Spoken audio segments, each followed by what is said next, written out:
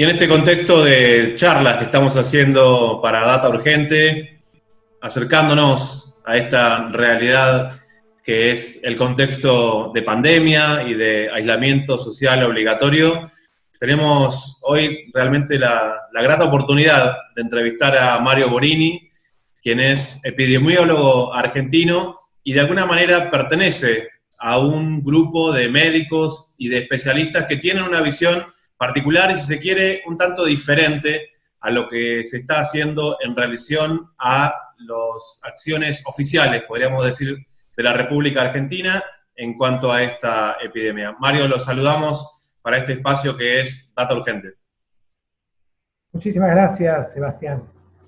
Mario, primero preguntarle, ¿cuál es la tarea de un epidemiólogo como usted? ¿A qué se dedican? Sí, los fenómenos son o de laboratorio, y uno trabaja con muestras, o los fenómenos son de casos aislados, y uno trabaja entonces con personas sanas o con personas enfermas, y el trabajo también puede ser con poblaciones. Y entonces uno ahí trabaja con poblaciones de personas, o con poblaciones de centros de atención, o con poblaciones de de, de animales, también puede ser. Uno trabaja con poblaciones. El trabajo entonces se divide entre muestras, personas y poblaciones. El epidemiólogo trabaja con poblaciones. ¿Qué papel tuvieron los epidemiólogos argentinos a la hora de coordinar este aislamiento social obligatorio que estamos viviendo en la República Argentina? A juzgar por los hechos que se dieron, ninguno. ¿Por qué? No lo sabemos. O sea, cuando uno toma una decisión política, tiene un objetivo político, pero no todos los objetivos. A lo mejor los objetivos políticos fueron de tal trascendencia que dejaron en un segundo plano otros objetivos, sanitarios, técnicos, éticos, económicos, sociales. Mario, usted pertenece a una organización que se llama Epidemiólogos Metadisciplinarios. ¿Quiénes se Sí. congregan en esa organización? Mira, nosotros nos empezamos a encontrar sorprendidos por todo esto apenas empezó la cuarentena. La cuarentena se decretó el 19 y el 20 estábamos todos obligados. Eso nos llamó mucho la atención, el grado de generalización y la desproporción, ¿no? O sea, se suponía que estábamos delante de una situación que era de un caos, de un tremendo desarrollo, y nosotros no la veíamos con esa dimensión, y nos imaginábamos que en el total de muertos, que son 57 millones de personas que mueren en el mundo, esto iba a llevar una proporción del 2%, supongamos, si uno tomaba las estadísticas de lo que estaba pasando en el hemisferio norte, donde toda el África estaba fuera de la epidemia. Entonces, tomando todas las poblaciones, daba la impresión de que nosotros teníamos todavía que explicar el 98% restante, porque si esto era el 2%, ¿qué hacíamos por el otro 98%? Y como no estábamos haciendo nada proporcionado, llamaba la atención la desproporción. Quisimos hacernos oír, pero era como un aluvión desde lo político, desde los medios, la misma sociedad arrodillada que aceptó de un día para el otro pasar la cuarentena sin ningún tipo de preparación familiar, de todas las cosas domésticas, laborales. Entonces, no se podía exteriorizar mucho, salvo de forma individual y en muy poco grado, porque uno quedaba como criminalizado, como que a uno no le importaba la vida y la salud. Cuando era todo lo contrario, lo que estábamos viendo es que una medida como esta, si no era acertada, iba a importar mucho, muchísimo desde el punto de vista de las vidas, la salud y la muerte, que es lo que efectivamente ahora queremos. Pero en ese momento era muy difícil, así que yo el día 26 publiqué la primera publicación mía, así que la tengo que haber hecho el 24, suponete, pero la publicaron el 26, que se llamaba El reinado del coronavirus, que era una especie de mirada sorprendida de lo que estaba pasando. Imagínate el reinado del coronavirus. Entonces, la segunda publicación es pocos días después, cuarentena cuarentena o economía, como mostrando que era una falsa opción, que había que salvar la economía doméstica, porque la gente vive de su trabajo, vive de comer, vive de organizar su casa, y eso también entró en crisis. Así que algunos compañeros también publicaron, pero en blogs chiquitos, ¿no? Claro. Pequeñas Mario, radios, a lo mejor sí. ¿hasta qué punto el aislamiento social obligatorio que estamos viviendo es una opción sanitaria? ¿Hasta qué punto es una medida coercitiva? ¿Cómo lo ven ustedes? No, es una medida coercitiva sin fundamento ninguno, ¿no? O sea, jamás hubo una cuarentena para sanos en toda la historia de la humanidad, jamás. Jamás. No, nunca hubo cuarentena para sanos, nunca. Las cuarentenas eran para enfermos. No, nunca, jamás, jamás. Las cuarentenas eran para enfermos a los cuales para poderlos encerrar se les sumaba algún déficit. Por ejemplo, si tiene lepra, debe ser que es pecador. Entonces, con una excusa, se lo segregaba. Eso 3.200 años antes de Cristo está escrito en el Pentecostés. Y después, cuando no daba tiempo a encerrar a los enfermos porque venían las pestes, que eran muy, muy rápidas, los que huían eran los sanos, pero no se quedaban encerrados, se liberaban, quedaban en las ciudades sin poder salir. Así que cuarentenas para sanos es un invento. El invento es del siglo que estamos ocurriendo, con un tal Roger Bencalla, que era ministro de Biodefensa de Bush, y que después de la epidemia del SARS, que tuvo una mortalidad del 10%, o sea, una mortalidad muy alta, dijo, la próxima epidemia tiene que ser tratada con cuarentena total, de sanos inclusive. We can help our nation prepare for other dangers, such as a terrorist attack using chemical or biological weapons. Leaders at every level of government have a responsibility to confront dangers before they appear and engage the American people on the best course of action. It is vital that our nation discuss and address the threat of pandemic flu now. There is no pandemic flu in our country or in the world at this time. But if we wait for a pandemic to appear, it will be too late to prepare. And one day, many lives could be needlessly lost because we failed to act today. By preparing now, we can give our citizens some peace of mind knowing that our nation is ready to act at the first sign of danger, and that we have the plans in place to prevent and, if necessary, withstand an influenza pandemic. Ahí, cuando uno lo escuchó, dijo, esto es una locura, no se le dio mucha importancia. Lo que sí se supo es que él tenía un conflicto de interés muy grande porque Roger Bencalla es el director de vacunas del laboratorio Takeda. Y lógicamente una cuarentena impide adquirir inmunidad, y al impedir adquirir inmunidad, uno está a un paso de adquirir inmunidad mediante una vacunación. ¿Y quién vende la vacunación? Takeda. Takeda brings innovative medicines to patients in approximately 80 countries and regions, building a diverse, inclusive workplace where employees can have fun and develop to their full potential. Takeda has 14 global strategic growth products from key business areas, including oncology, gastroenterology, neuroscience, rare diseases, plasma-derived therapies, and vaccines. Mario, pero ¿cuál es la dimensión entonces de la industria farmacéutica?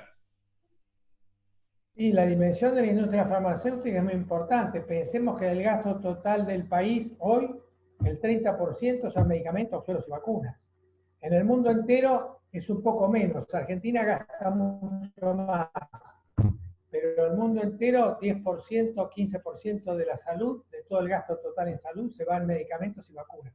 En Argentina ya es un despropósito extraordinario, estamos en el 30%. Pero, digamos, las corporaciones que están detrás de las investigaciones, de las vacunas y demás, Después de esto ¿pueden estar presionando a la Organización Mundial de la Salud? Y la Organización Mundial de la Salud se crea con financiamientos nacionales, después de la segunda posguerra. Pero los financiamientos nacionales son poco a poco reemplazados por financiamiento de las corporaciones farmacéuticas. y por la fundación de Bill Gates, que tiene intereses en la vacunación. Él es el creador del Gavi, que es el grupo de vacunación internacional. Entonces, gente que tiene interés en la vacunación termina sosteniendo, y que tiene intereses comerciales particulares, termina sosteniendo una organización que debería tener intereses sanitarios y generales. Y se produce una grave contradicción. Cuando yo era niño, el desastre más temido era una guerra nuclear. Por eso teníamos en el sótano un barril como este, lleno de tarros de alimentos y también de agua. Cuando llegara un ataque nuclear, debíamos escondernos allí abajo y comer lo que hubiera en el barril. Hoy, la mayor catástrofe mundial no se parece a esto. Más bien es como esto. Mario, pero sí es tan evidente, incluso Bill Gates en ningún momento lo niega, ¿no? De su participación en el financiamiento a la Organización Mundial de la Salud, en el financiamiento de estos núcleos corporativos de las industrias farmacéuticas. ¿Por qué a los comunicadores y a los profesionales como usted, que señalan esta cosa que es tan evidente, le dicen que pertenecen a partes de grupos conspirativos y demás, o incluso negacionistas de la realidad? Bueno, yo creo que la conspiración es al revés, ¿no? La conspiración viene de destruir una organización que debería ser rectora de la salud, como la Organización Mundial de la Salud, y entregarla por monedas al sostenimiento de corporaciones que tienen intereses particulares. Esa es la conspiración. Las mejores lecciones, pienso, de cómo prepararnos son, otra vez, todo lo referente a la guerra. En cuanto a soldados, los tenemos de tiempo completo, listos para desplazarse. Tenemos reservistas que pueden aumentar el número enormemente. La OTAN tiene unidades móviles que pueden activarse con rapidez. Esta organización hace simulaciones para ver si la gente está bien entrenada, si entienden bien cómo manejar los combustibles y toda la logística, al igual que con las radiofrecuencias. O sea, que están absolutamente listos para desplazarse. Este es el tipo de cosas que tenemos que hacer para las epidemias. ¿Cuáles son las piezas clave? Primero, necesitamos sistemas de salud fuertes en los países pobres. Mario, ¿es el coronavirus, digamos, la enfermedad, el virus más importante que existe en este momento en un país como Argentina? ¿Es el peligro más grande para la población? Yo creo que no. Yo creo que no. Acá la mortalidad por este virus va a ser el 2% del total de muertes. En todo el mundo más o menos anda por ahí. O sea, del total de muertes por todas las causas, el coronavirus va a ser el 2%. Claro, por todas las causas.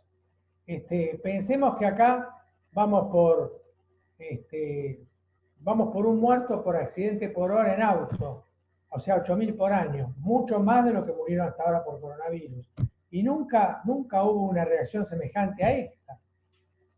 Y así con muchas enfermedades. Yo creo que el coronavirus debe estar en el lugar 20 de las prioridades. O sea, hay una subversión de prioridades. Pensemos que hay 15 millones de muertes en el mundo por infarto agudo de miocardio y por accidente cerebrovascular, que son prevenibles, que se puede hacer algo por ellas. Y no se hace lo que se tiene que hacer. Y sin embargo, el coronavirus lleva 700.000 muertos. O sea, 20 veces menos, 30 veces menos. Y eso pasa con un montón de enfermedades. Uno lo puede comparar con la gripe. En la gripe en la Argentina se lleva 30.000 personas por año. O sea, se lleva 10 veces más que el coronavirus hasta ahora.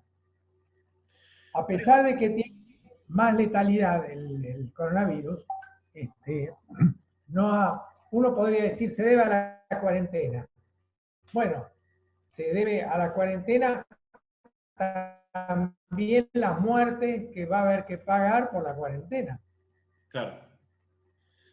Lo que pasa que es... La cuarentena puede ahorrar accidentes de auto, pero muchas otras enfermedades la cuarentena es peor. En Estados Unidos, que no quieren diferenciar ahora muertos por COVID y sin COVID, o por COVID o con COVID.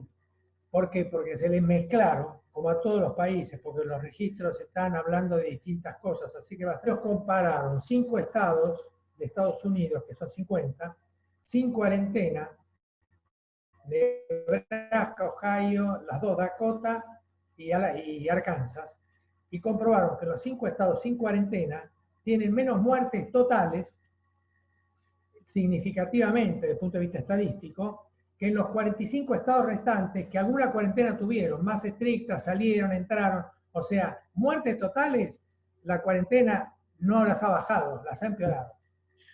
Digamos que no confía Ejemplo de usted Estados Unidos. entonces en Hay que todas, esperar el dato.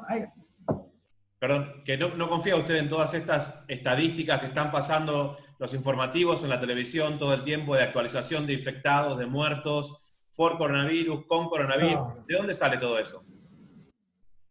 No. Yo creo que hay un clima de crear el pánico, que se facilita el registro de COVID y se dificulta el registro cuando no es de COVID. Esto pasa en muchos países por diferentes motivos.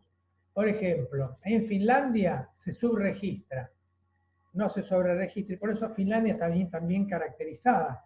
¿Pero por qué? Porque no reconoce ninguna muerte por COVID que no sea en un hospital público. Si llega a morir en un sanatorio, no la registran como COVID. Así que esa es una forma. Si uno se va a Suecia, en Suecia que dicen, no, explotaron en muchos casos. Suecia, con un solo elemento, le coloca muerto por COVID. Si uno tiene un test positivo, pero se encuentra tan sano, se muere de una causa que podría ser un abdomen agudo, queda muerto por COVID. O sea que los países, ante esta dificultad de definir los casos, han ido eligiendo su propio camino y va a tardar mucho, y no sé si se va a poder limpiar el registro como para... De ahí que Estados Unidos toma las muertes totales. Claro. Y en nuestro caso, vos fijate que un día hay 20, y al día siguiente hay 80, y el otro día hay 120. Quiere decir que en un día se juntan muertos atrasados, después resulta que aparecen los verdaderos muertos del día, pero se quedan algunos para después. Entonces nosotros estamos en una meseta larga, que no tiene la impresión de que vaya a haber ningún incremento exponencial. A pesar de eso hay voces alarmistas, ¿no? Pero las voces alarmistas ahora ya se están mezclando con voces más tranquilizadoras. Se está partiendo, el discurso oficial se está quebrando. Mario, nos han llegado testimonios en primera persona, me lo han compartido, de gente mayor que murió en un hospital por situaciones distintas al COVID-19 y que sin embargo, después de que fallece, le dicen no solamente muerto con COVID-19, sino por COVID-19 a gente que murió por otras circunstancias. Y a la vez nos comparten una especie de denuncia en el cual a los hospitales privados les estarían dando una especie de pago por cada persona que fallece en esos hospitales, siempre y cuando digan que murió por el coronavirus. Forma parte de la campaña del pánico, o de la campaña del negocio, de las dos campañas. Por ejemplo, en Estados Unidos te pagan $5.000 si internamos un paciente con COVID.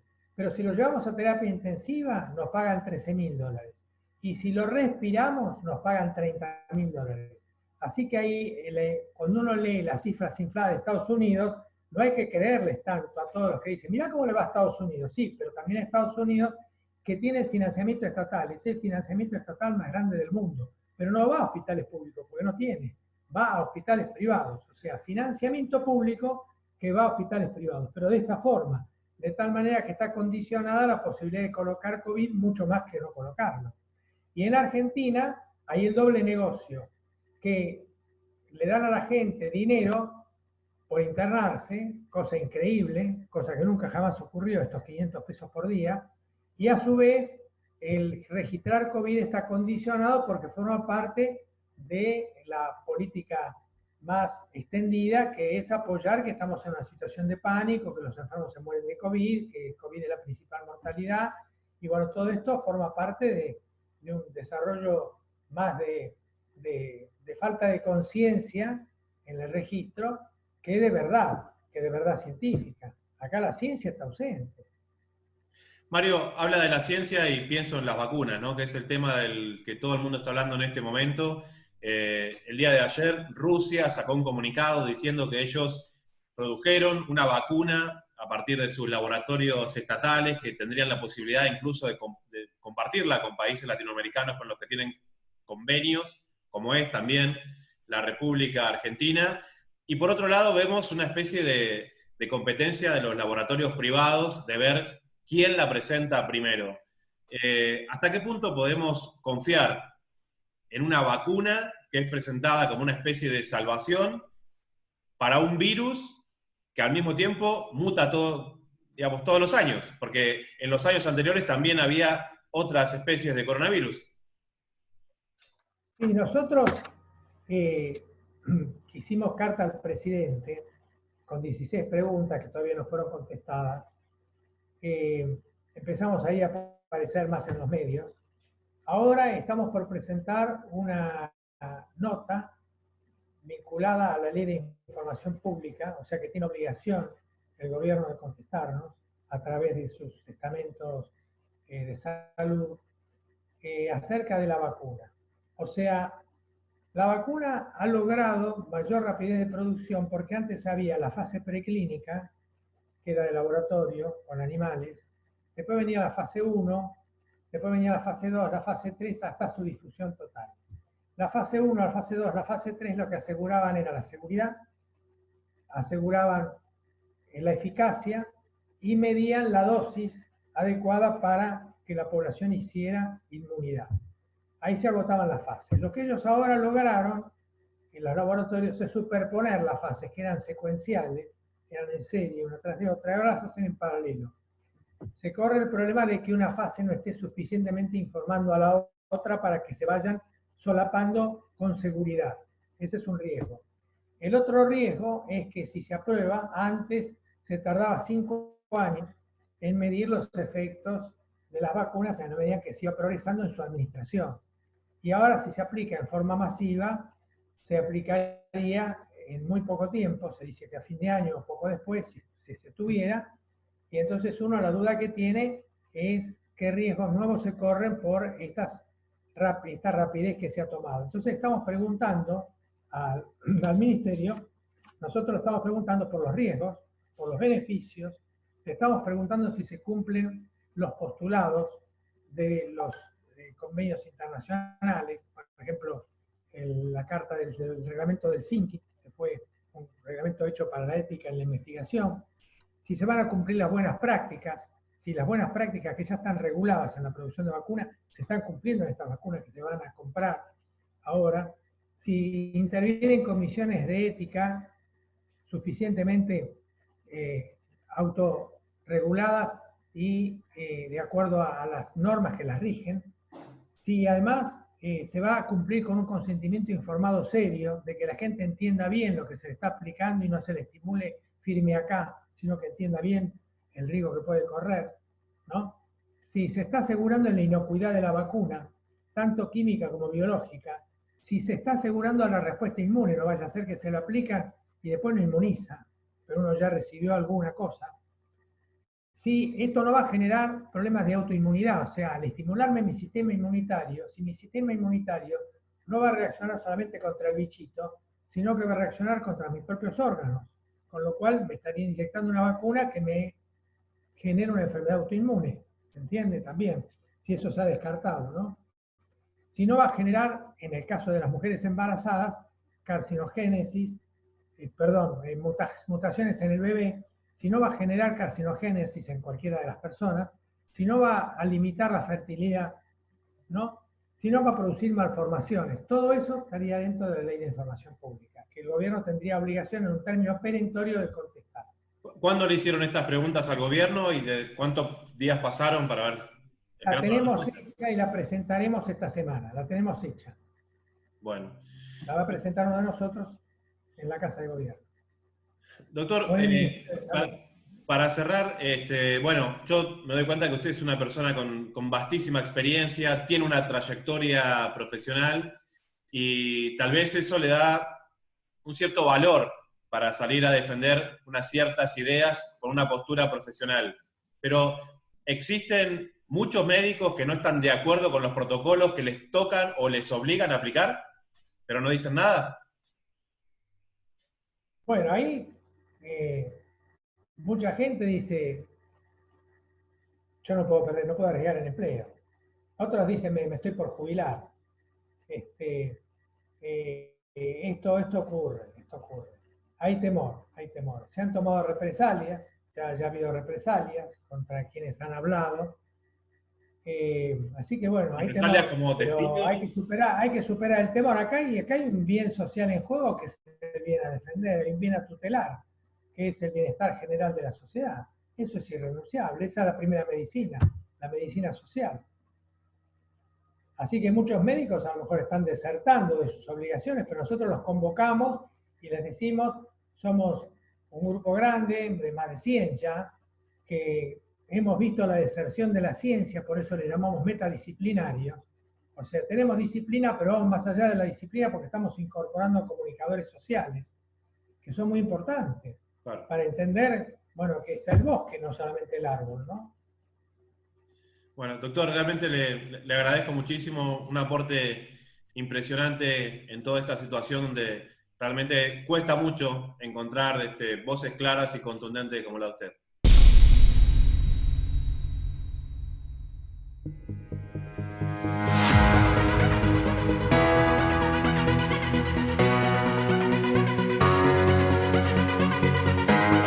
Drop it.